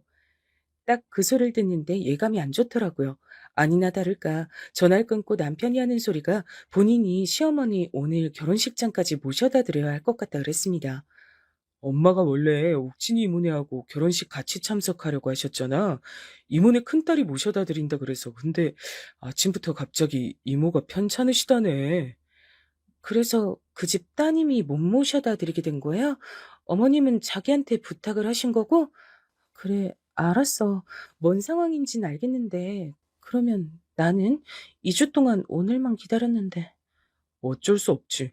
그렇다고 엄마가 부탁하시는데 어떻게 안 들어드려? 혹시 심심한 거면 당신도 같이 갈래? 지금 심심해서 하는 소리가 아니잖아. 거기로 한 일정이 엎어졌으니까 너무 실망스러워서 하는 소리지. 자기가 성남까지 다녀오면 시간이 너무 늦을까? 엄마 모셔다만 드리고 내가 얼른 오면 괜찮을 것 같기도 해. 결혼식장에서 지인분들 엄청 만나실 테니까 돌아오시는 건 얻어 타실 차가 되게 많을 거야. 어차피 거긴 저녁까지도 많이들 가는 카페라면서? 그럼 오후에 가도록 할까? 그래, 알았어. 자기가 어머니 모셔다 드리고 와. 난 기다리고 있을게. 고대했던 외출이라서 남편을 보내는 게 썩 내키진 않았지만 뭐 어쩌겠어요. 시어머니께서 그런 부탁을 하셨는데 거절할 도리가 있어야 말이죠. 남편이 차를 끌고 나간 뒤 전 혼자 다른 일을 하며 시간을 보냈습니다. 대충 2시가 되면 남편한테 연락이 올 줄 알았는데 그 시간이 지나도 깜깜무소식인 거예요. 결국 3시에 남편에게 전화를 걸었습니다. 자기 도대체 언제 와? 출발은 했어? 혹시 오고 있는 중인 거야?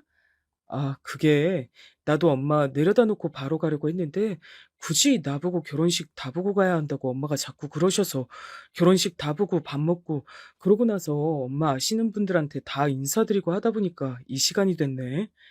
아, 그랬구나. 알았어. 그럼 이제 출발하는 거지? 자기가 어머님도 다시 모시고 오는 거야? 그래야지. 근데 암만 해도 오늘 파주의 카페는 못 갈 것 같다. 왜? 지금이라도 와서 나랑 같이 출발하면 되잖아. 근처 식당에서 일찍 저녁 먹고 카페로 가면 딱일 것 같은데. 엄마만 모셔드리는 게 아니라 엄마 친구분도 내가 되게 모셔다 드려야 될 것 같아. 원래 그럴 생각은 없었는데 지금 여기 돌아가는 분위기를 보니까 왠지 그렇게 될 것 같네.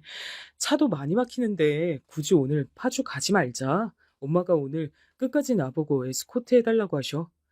제 귀를 의심했습니다. 에스코트라니 시어머니께서 남편을 꽉 잡고 안놔주시는 게 분명한 상황인 듯 했어요.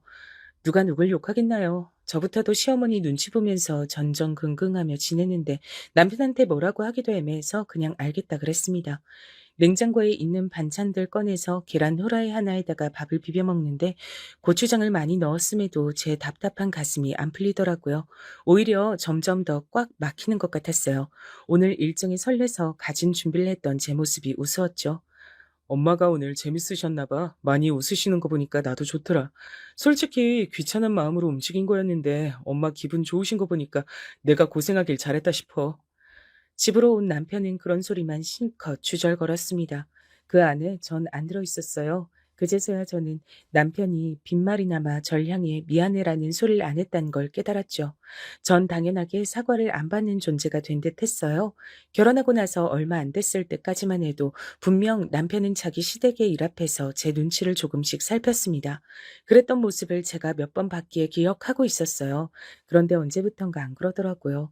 시어머니께서 얼마나 절 들들 볶으시든 남편은 제 눈치를 보지 않았고 저에게 미안하다고 하지 않았습니다. 어쩌다 그런 변화가 일어난 것일까 싶어 마음이 축 가라앉았죠. 애초에 시댁하고 안 먼 거리에 신혼집 구한 것부터가 잘못된 것이었나 싶은 생각도 드네. 그땐 시댁에 잘하는 며느리가 될 생각밖에 없어서 멀리 사는 게 더 낫단 생각조차 안 해봤었지. 내가 왜 그랬을까? 괜스레 우울해졌어요. 답답한 가슴을 터뜨릴 구성이 없어서 저는 기껏 남편이 저에게 말을 걸면 단답형으로 대답하고 쌀쌀맞게 구는 것으로 분풀이를 했습니다. 고작 그게 다였네요. 그 정도로 답답하게 착하게 사는 것이 능사인 것 같아서 참고 살았던 저인데 딱 그만큼 꿈틀거리는 것도 시어머니께선 용납하기 싫으셨나 봅니다. 시어머니께 전화가 걸려온 걸 확인하자마자 답답한 가슴이 미친 듯이 쿵쾅거렸는데 전 어느새 싹싹하게 전화를 받고 있었죠. 그런데 저보고 이렇게 물어보시더라고요. 예, 너 왜 삐졌니? 삐지다니 대체 무슨 말씀을 하시는 것가 싶던 찰나 남편이 시어머니 때문에 결혼식장에 가느라 저와 못 놀러 갔던 그걸 염두에 두시는 것 같았어요.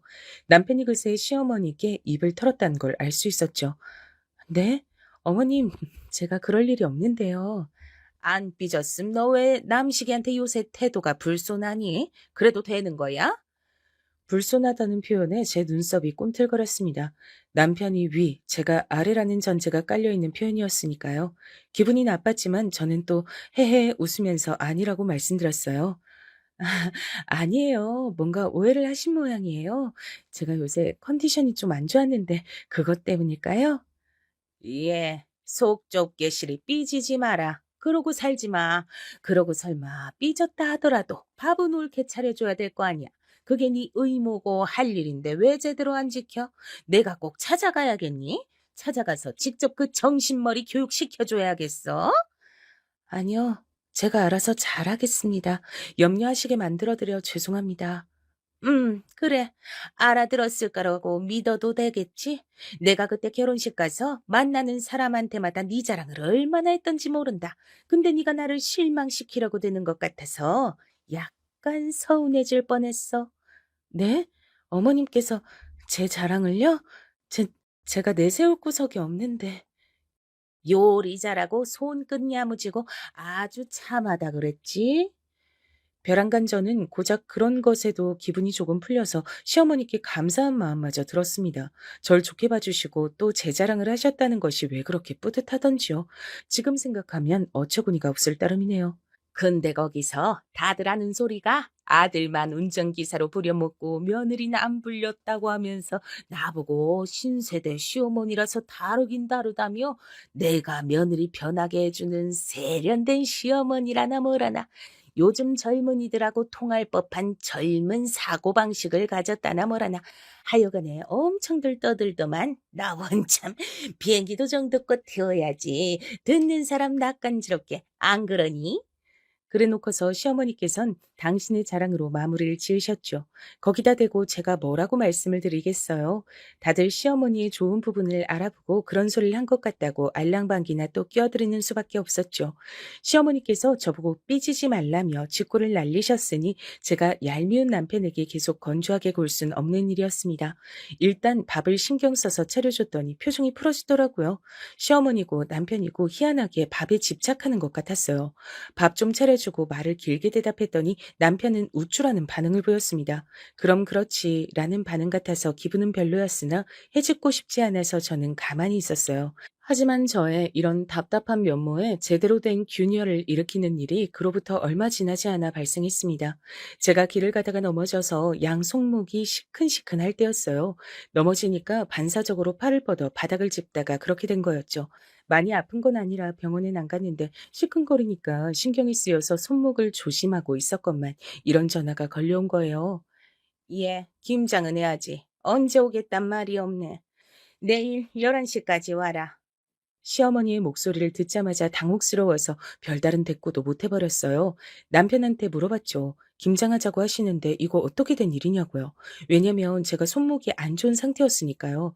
근데 남편이 하는 소리가 진짜로 어이없었어요. 아, 내가 당신한테 말 전한다는 걸 깜빡했네. 엄마가 우리 집에 생강 있으면 그것 좀 챙겨서 가져오라 그러셨어. 대파도 있으면 있는 대로 가져오라고 하셨던 것 같고. 나 지금 손목이 너무 안 좋은데 어떻게 김장을 해? 아, 그래도 엄마가 당신하고 김장할 거라고 생각하시고 준비하셨는데 안 가는 건 예의가 아니지. 말도 안 되는 거지. 일단은 가서 손목 좀 그렇다고 말씀드려. 답답한 가슴이 이젠 아예 꽉 막히는 듯 했어요. 당연히 시어머니께서도 제가 사흘 전에 크게 넘어져서 손목이 시큰거린다는 것을 들어서 알고 계셨습니다. 그럼에도 절 부르신 분인데 제가 그 앞에 가서 대체 무슨 말씀을 어떻게 드리겠어요. 전 생강과 대파를 챙겨서 이튿날 시댁으로 갔죠. 손목이 좀 안 좋다면서 만지작거렸더니 시어머니께서 하시던 말씀이 무슨 다 큰 어른이 길을 가다 넘어지냐고 하시면서 덤벙대고 살지 말라고 하셨습니다. 그러면서 저보고 얼른 자리 잡고 앉아 양념 바를 잣을 잡으라고 그러셨죠. 이렇게 김장도 몸소 배워야 하는 거야. 요즘 젊은 것들은 김장을 직접 하기 싫어서 죄다 김치를 사다 먹는다더라. 그럼 영영 김치 못 만드는 거야. 나중에 김장 직접 해먹고 싶어도 노하우가 없으니까 헤매는 거라고. 중요한 김장을 배워야 할 시간에 카페인지 뭔지 하는 거에 크게 해놓은 곳들만 다니니까 그런 사달이 나지. 하여간 요즘 젊은 것들 김장을 하는 동안에도 시어머니께선 계속 주절주절 말꼬를 이어가셨고 전 그때까지만 해도 별 생각 없이 손목의 통증을 참아가며 작업을 하고 있었습니다. 그런데 제 귀에 갑자기 이런 내용이 들려오는 게 아니겠어요? 우리 아들이 너 그런 데 데려간다 그러길래 내가 얼마나 괘씸하던지. 네? 어디를요? 카페요? 그래. 내가 그거 듣고서 괘씸하고 마음에 안 들었는데 옥진이가 갑자기 아프다길래 옳았구나 싶어 차라리 잘 됐구나 싶어서 그날 우리 아들을 내 옆구리에 딱 끼고 지낸 거잖아. 너하고 카페 나들이나 멀리 다닌다고 하니까 어찌나 마음에 안 들던지. 그 소리에 제가 충격을 안 받을 수가 없었어요. 경기도 파주의 카페 나들이를 가려다가 무산되었던 그날, 시어머니께서 일부러 작정을 하시고 그렇게 행동하셨던 겁니다. 제가 당신의 아들과 요즘 젊은 사람들한테 인기가 있고 유행이란 카페에 가는 게 얄밉고 싫어서요.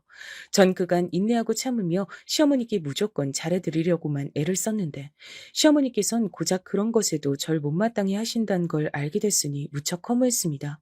그간 저의 모든 노력은 대체 뭐였을까 싶었어요. 기분이 너무 참담해서 차마 시어머니께 무어라 말씀드릴 여력조차 없었습니다. 기운이 쭉 빠지더라고요.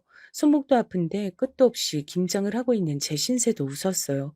늦게까지 김장을 담그고 전 기진맥진한 상태로 집을 향하면서 눈물을 훔쳤습니다. 제가 아무리 잘해도 저를 당신의 아들을 빼앗아간 존재 정도로 취급하시는 것 같은 시어머니의 태도가 제가 손목이 안 좋은 상태란 걸 아시면서도 태연하게 일을 시키신 것이 절 너무나도 서럽게 만들었습니다. 아들이 너무 귀하고 또 귀해서 별 수 없이 며느리가 미우실 수도 있겠지. 그런 마음이실 테지. 저는 그런 와중에도 이해를 하려고 애를 썼습니다. 그건 시어머니를 위해서가 아니라 더 이상 비참해지고 싶지 않은 제 자신을 위한다는 측면이 컸어요.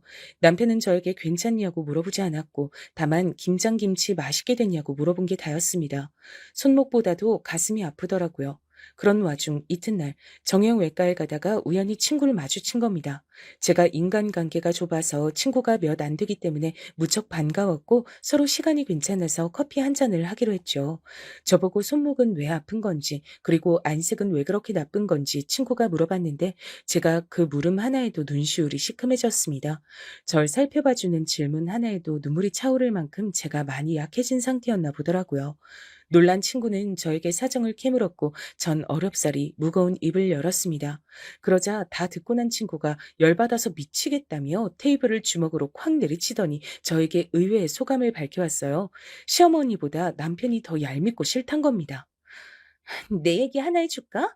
사실 나도 결혼하고 나서 얼마 안 됐을 때 시댁 식구들이 걸핏하면 미리 말도 안 하고 막 집에 찾아오고 그랬었어. 근데 난 싫다고 말하는 것 자체가 싫어서 계속 참고 있었던 거야. 그러다가 어느 날 시누이네가 갑자기 또 놀러 온다고 했을 때였는데 난 또 그냥 알았어요. 이렇게 하고 나서 내 속을 다스리고 있었거든. 근데 우리 신랑이 시누이한테 연락해서 오지 말라고 한 거야. 시댁 식구들한테도 연락 싹 돌려서 앞으로 오지 말라 그랬어. 난 그거 듣고 옆에서 화를 냈지. 내가 기껏 힘들게 참아냈는데 왜 초치냐고. 그간 내 노력을 왜 수포로 돌려놓냐고. 그랬더니 우리 신랑이 뭐라 그랬던 줄 알아?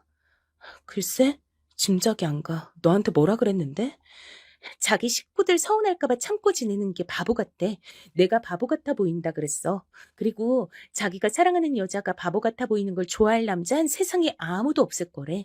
결혼했으니까 이제 자기 기준은 자기 식구들이 아니라 와이프인 나라 그러더라. 우리 신랑이 딱 그렇게 말을 했을 때 정신이 번쩍 들더라고. 시댁에 밉보일까봐 억지로 참으려고 들었던 거. 그거 진짜 미련했던 것 같았어. 그리고 미처 생각하지 못한 부분이었지만 친정 엄마 생각이 나서 죄송하기도 했고 내가 바보같이 참으면서 결혼 생활한다는 거 알면 엄마가 슬퍼하실 것 같았거든? 친구의 말을 들으면서도 저도 자동으로 깨우쳐졌어요. 맞는 말이더라고요. 틀린 부분이 없었습니다. 또한 친구는 저에게 착한 며느리가 되고 싶어서 자꾸 그렇게 행동하게 되면 그 노력 다음에 다가오는 허무함 때문에 우울감이 생기는 것이라고도 알려줬죠. 늘 답답했던 가슴이 그 순간 깨어지면서 아픈 한편으로 시원한 느낌도 들었습니다. 착한 며느리가 되어야 한다는 생각을 가지고 지내다 보니까 이런저런 크고 작은 일들이 그간 있었고 그러면서 내 마음만 때마다 무거워지고 우울해졌지. 아주 가끔씩은 어디론가 훌쩍 떠나버리고 싶다는 생각도 들었어. 그냥 막 사라지고 싶은 충동이 들었는데 이게 절대로 정상이 아니었구나. 더 이상은 지난 날들처럼 전전긍긍하고 스트레스 받으면서 가슴 답답하게 살고 싶지 않았습니다. 전 손목을 치료받는 중이란 핑계로 집에 있는 반찬들만 꺼내줬을 뿐 남편에게 새로 요리를 해주지 않았어요. 그랬더니 남편이 툴툴거리면서 밥을 안 먹고 그냥 본인이 직접 라면을 끓여 먹더군요. 그러라고 내버려뒀습니다. 그 다음에도 또 라면을 끓여 먹길래 또 내버려뒀어요. 나흘째 시어머니의 이런 연락을 받았습니다. 너 손모가지 부러졌니? 아니요, 안 부러졌는데요, 어머님. 근데 왜 우리 아들 밥을 안 차려줘? 내가 너한테 항상 그랬지? 밥은 좀 잘 챙겨달라고. 우리 아들 밥 잘 먹고 다니게 해달라고. 근데 그게 그렇게나 너한테 어려운 거였어? 손모가지 부러진 것도 아닌데. 이번 주에 나한테 왜 연락은 안 했고? 부러진 건 아니지만 시큰거리면서 많이 아파요. 넘어지면서 손목으로 짚으면 이런 경우가 많다고 병원에서 그러더라고요. 관리 잘해야 된다 그랬습니다. 재료 썰고 어쩌고 하면서 요리하다 보면 너무 손목이 신경 쓰일 것 같아요. 거기까진 내가 너그러이 그렇다 치겠는데 나한테 연락은 왜 안 했을까? 안부 전화 빼먹은 거랑 손목 시큰거리는 거하고 무슨 상관이길래? 안부 전화요? 저희 그이가 어머님하고 워낙 긴밀하게 연락을 잘 주고받는 듯해서 저는 굳이 연락을 안 드렸습니다. 지금도 보세요. 그이하고 연락 자주 주고받으시니까 저희 부부 사정을 속속들이 아시고 이렇게 연락 주신 거잖아요. 어머님이 무탈하게 잘 지내시고 계실 거라고 전 확신을 했기 때문에 며칠 안부 전화 생략했습니다. 너 손목이 아픈 게 아니라 머리가 아픈 게 아니야? 어? 머리가 어떻게 된 것 같은데? 갑자기 뭔 바람이 불어서 혓바닥 놀리는 게 능수능란해졌어? 예, 너 원래 이런 애 아니었잖아. 시험이 당황시키지 말고 원래대로 굴어. 넘어져서 손목 그렇게 됐다는 게 벌써 언젠데 아직도 아프다느니 병원을 다닌다느니 하질 않나. 너 아주 이상하게 나오는구나. 어머님, 제가 김장만 안 했어도 손목이 지금쯤 나았을 거예요. 근데 김장김치 담그느라 이렇게 된 듯 싶어요. 제가 김장 얘기를 꺼냈더니 시어머니께서는 난데없이 편두통 타령을 하시면서 전화를 끊으셨습니다. 전 다시 연락을 드리지 않았고요.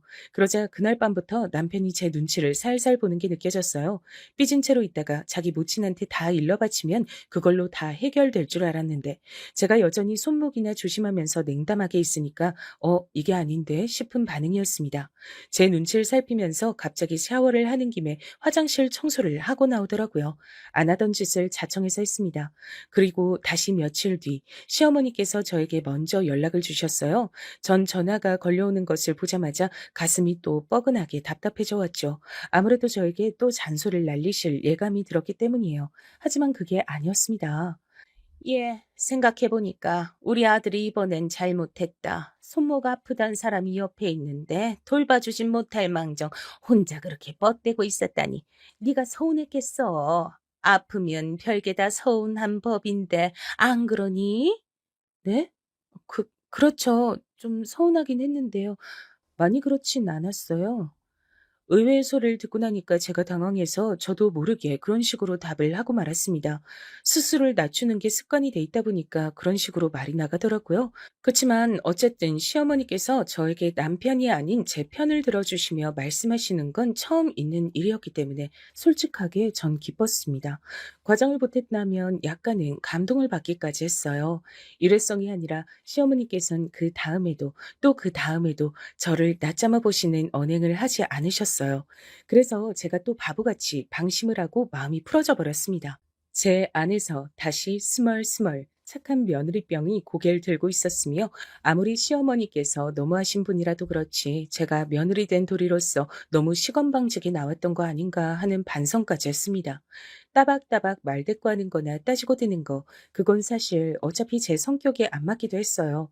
누차 말씀을 드리지만 전 좋은 게 좋은 거라고 생각하는 사람입니다. 이렇게 해서 다시 원점으로 돌아오고 말았습니다. 시어머니께서 저에게 생일상을 받고 싶다고 말씀을 하셨거든요. 이게 바로 원점이 아닌 뭘까 싶었네요. 생신상이요? 제가 잘 해낼 수 있을지 모르겠어요. 그 정도 능력이 제가 안 될 것 같은데요. 안 되기는 해보기 전엔 모르는 법이지. 나랑 친한 사람들 이번에 내 생일에 다들 모여주겠다 그랬거든. 혹시 며느리가 생일상 차려주는 거 아니냐고 다들 나한테 그거 물어보길래 내가 그 앞에서 차마 아니란 소리가 입에서 안 나가더라. 그래서 나도 모르게 착하고 솜씨 좋고 야무진 우리 며느리가 생일상 안 차려주면 누가 차려주겠단 말로 큰 소리를 쳐버렸지 뭐니. 네? 이미 그렇게 말씀을 다 해놓으셨다고요?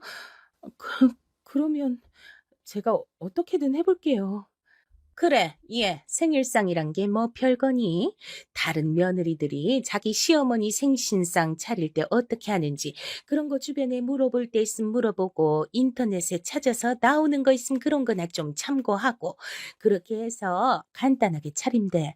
차려진 음식이 중요한 게 아니라 네가 내 생신상 차렸다는 거 그게 중요한 거니까 뭐든 마음이 중요하지. 저는 그 마음이란 두 글자에 꽂혀서 생신상을 반드시 성공적으로 차려내리라 결심을 하고 말았습니다. 준비에 들어가면서부터 사실 머릿속으로 내가 또 왜 이러고 있을까, 이러는 게 맞을까, 이런 생각이 계속 들긴 했어요. 하지만 그런 생각을 하면 할수록 저만 손해인 것 같아 일부러 무념무상으로 생신상만 준비하려고 들었죠. 시댁에 있는 커다란 상 두 개를 거실에 펼쳤을 때 그 위에 음식들이 가득해야 했으므로 전 머리를 싸매며 고심에 들어갔습니다. 메뉴를 다 선정한 후에는 재료들도 신선하고 좋은 걸로 다 공수를 해왔고요. 잡채 같은 경우엔 요리법을 3개나 봐가면서 연구를 했습니다. 생신상 차리는 3일 전부터 육수도 끓여서 그걸로 요리를 했었네요. 그런 정성을 다했기 때문에 전 스스로 떳떳했고 뿌듯했어요. 이른 시각부터 그것들을 전부 바리바리 싸들고 시댁으로 향했습니다. 시댁에 도착하자마자 부엌으로 가서 음식을 데우고 몇 가지는 즉석에서 하고 정신없이 바빴습니다. 그러다 보니까 어느새 시어머니의 가까운 지인분들이 다 오셔서 거실에 자리를 잡은 뒤였어요. 전 음식을 내갔고 그럴 때마다 지인분들의 인사를 받으면서 해사하게 웃었습니다. 제가 거의 마지막 음식을 내간 뒤 부엌으로 다시 발길을 돌렸을 때였어요. 근데 접시를 옳게 놨는지 아니었는지 헷갈려서 거실 쪽으로 몸을 틀었고 그 덕분에 시어머니의 목소리를 선명하게 들을 수 있었습니다. 어유, 난 됐다고 하는데도 우리 며느리가 굳이 이렇게 생일상 차려주겠다고 난리를 치지 뭐야. 내가 길을 잘 들여도 너무 잘 들여놨나 봐. 다들 며느리 교육시킬 때 주의하시오. 교육이 너무 지나치면 충성스러운 정도가 부담스러운 희대의 종년이 당생하니까. 그 자리에 모두가 깔깔 웃었습니다. 재밌다며 신이 나게 웃는 소리에 맞춰 제 가슴은 안 좋은 의미로 요동치고 있었죠. 뭐랄까, 그냥 바보가 된 것 같았어요. 시어머니께서 아무래도 허세를 부리고 싶으셔서 그러는 모양이었는데 그럴 거란 생각을 하는 와중에도 제가 바보 취급을 받았다는 기분을 지울 수가 없었습니다. 이런 순간에 제가 뭘 어쩌겠나 싶어서 터덜터덜 부엌으로 가서 후식 그릇이나 미리 준비를 하려던 바로 그때였습니다. 예. 너 지금 뭐 하자는 거야? 이런 식으로 나를 엿먹이는 거야? 지금 다들 갈비찜 없는 거 알고서 수근거리기 시작한 건 알고서 지금 태평하게 있는 거니? 갈비찜 어디니? 갈비찜이요? 어머님, 그건 준비를 안 했는데요. 시어머니께서 황급히 다가오시더니 작은 목소리로 이를 갈며 저에게 갈비찜을 물어보신 거예요. 그리고는 제가 고개를 가로젓자마자 제 뺨을 후려치셨습니다. 이런 개념 하나 없는 천치 같으니라고 이 무시가 어떻게 시어미 생신상 차리면서 갈비찜을 빼먹어? 죄송해요. 다른 게 많아서 갈비찜은 없어도 될 줄 알았어요. 그런데 어머님, 아무리 그래도 제 뺨을 치시는 건 너무한 거 아닌가요? 어머님 눈엔 갈비찜 없는 것만 보이고 다른 음식들 많은 건 안 보이나 봐요? 얘가 또 이러네? 일전에도 한번 갑자기 싸가지 없어져서 날 아주 당혹시키더니만 또 싸가지를 상실하셨어? 예, 너 정신 차려. 어디서 감히 눈 똑바로 뜨고 그따위로 말댔구야? 머리 정리하고 얼른 저기 가서 갈비찜 없어서 죄송하다고 정중하게 모두를 향해 직접 사과드려. 네가 직접 수습해야지. 멀리 사시는 자주 뵐 수 없는 친정 부모님의 얼굴이 눈앞에 아른거렸습니다. 저에게 충고를 해주던 친구의 모습도 떠올랐고요. 늘 자리 보고 다리 뻗는다는 말도 생각이 났고 매사에 저한테 고마워하시는 법 없이 무조건 끝도 없이 요구하고 바라고 시켜대는 시어머니의 진한 모습들도 파노라마처럼 제 머릿속을 스쳐갔습니다. 생각을 끝낸 저는 고개를 끄덕였어요. 네, 알겠어요, 어머님. 가서 직접 사과드리겠습니다. 시어머니께서 흥하며 웃으시는 모습을 보자마자 거실로 달려갔어요. 그리고 저의 등장에 시선이 주목되자 크게 요동치기 시작하는 가슴을 느끼며 큰 소리로 외쳤습니다. 다들 제가 차린 저희 어머님 생신상 첫 잡수시러 와주셔서 감사합니다. 근데 어떡하죠? 제가 개념이 없어서 갈비찜을 깜빡했어요. 그러니까 정말 죄송하지만 이 생신상은 그냥 안 차린 걸로 하려고요. 이미 망쳤는데 여러분께 이런 걸 드시게 할 수도 없네요. 그분들이 미처 다 놀라시기도 전에 저는 제 정성이 가득 담긴 생신상을 뒤엎어버렸습니다. 반사적으로 다들 놀라서 벌떡 일어나셨고 전 나머지 생신상도 있는 힘껏 뒤엎어버렸어요. 거실은 순식간에 난장판이 됐죠. 달려나오신 시어머니께서 비명을 지르셨고 당장이라도 저의 뺨을 또 치시려고 손을 번쩍 드시길래 저도 응수해드렸습니다. 제 팔이 더 길거든요. 그리고 제가 젊으니까 순발력도 더 빨랐고요. 시어머니의 구불거리는 파마머리를 잡아버렸습니다. 아, 내 머리. 이거 놔. 당장 이거 놓지 못해? 너 미친 거 아니야? 나 미친 거 어떻게 하셨어요? 나 미쳤으니까 이제 건들지 마세요. 미친년 눈엔 뭣도 안 보이는 거 아시죠? 이런 연병을 너 가만 안 놔둬. 우리 아들한테 말해서 너랑 갈라서라고 할 거야. 그래 주시면 고맙죠. 그럼 제가 이혼하려고 애를 쓸 수고도 덜겠나요. 제발 꼭 좀 그렇게 해주세요. 매끄러운 이혼 선사 기대할게요. 태어나서 그렇게 막무가내로 굴어본 것은 처음이었기에 제 몸이 저절로 막 떨리고 있었어요. 하지만 저는 당당히 말을 뱉었고 마지막까지 시어머니의 머리칼을 야무지게 뜯은 다음 놓았습니다. 모든 사람들이 넋이 빠진 채로 저와 시어머니를 번갈아 보며 기함 중이었고 전 머리가 다 뜯긴 채 엉덩방아를 찧은 시어머니를 내려다보며 싱긋 미소를 지은 다음 시댁을 나왔습니다. 다리가 후들거렸고 심장이 미칠 것처럼 뛰고 있었는데 평생 이렇게 후련한 적은 또 처음이었어요. 이미 시어머니의 생신상을 뒤엎었을 때 남편과 이혼을 각오했단 점도 스스로 깨달았죠. 남편은 저에게 사람이 어떻게 그럴 수가 있냐면서 비난을 해댔어요. 아무리 그래도 어른한테 그래도 돼? 넘지 말아야 할 선이란 게 있어. 우리 엄마 모든 지인들 앞에서 개망신을 준 거잖아. 너 어떻게 그럴 수가 있어? 아, 그럴 수 없는 거였어? 그랬구나. 그럼 이제 우리는 부부로 못 살겠네. 이혼하자. 이견 없지? 이혼? 물론 나도 이혼을 생각하고 있긴 하지만 네가 우리 엄마한테 진심으로 사과를 드리고 잘못을 뉘우친다면 널 용서해 줄 생각이 나는 일단 있어. 난 그럴 생각 없는데. 질척하게 그러지 말고 깔끔하게 이혼해줘. 만약 나랑 즉각 이혼 안 하면 자기는 천하의 불효자가 되는 거야. 그런 순발력이 어디서 나왔는지 모르겠어요. 제가 그렇게 나오자 남편은 불효자라는 오명을 피하기 위해 순순히 이혼을 해줄 수밖에 없었죠. 막판까지도 남편은 저러다가 이혼 취소해달라고 하겠지 하는 눈빛으로 절 계속 바라봤어요. 하지만 전 무조건 진심이었습니다. 미련이 없었어요. 결혼 생활은 저에게 있어 제 부끄러운 모습만 가득 남긴 안 좋은 과거가 돼버렸으니까요. 진짜로 이혼을 거쳐 남남이 되자 남편이었던 그놈은 왠지 망연자실한 눈치였습니다. 시어머니셨던 그분은 당신의 모든 지인들이 보는 앞에서 개망신을 당하셨다는 충격에 계속 헤어나오질 못하고 계셨어요. 여러모로 웃기신 분이었네요. 이혼을 하고 나서 전 친정 식구들과 전보다 자주 교류를 하며 정답게 지냈답니다. 전 남편이 저한테 몇 번 질척거려서 그때마다 냉정하게 쳐내느라 귀찮았네요. 당신의 아들이 저한테 매달린다는 걸 아시고 전 시어머니 그분께서 개거품 물고 뒤집어 주셨다는 소소한 뒷얘기가 있네요. 지금 전 굉장히 행복하게 남보단 저 자신을 우선시하며 잘 지내고 있답니다.